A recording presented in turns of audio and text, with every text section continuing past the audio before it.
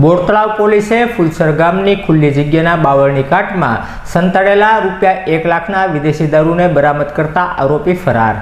Bortalav police મથકના સ્ટાફને બાતમી મળી હતી કે ફુલસર ગામમાં જવાના રસ્તા ઉપર ખુલ્લી જગ્યામાં ઉગેલા બાવળની કાટમાં દશરથભાઈ મુકેશભાઈ ડાભીએ વિદેશી દારૂ સંતાડી વેચાણ કરે છે।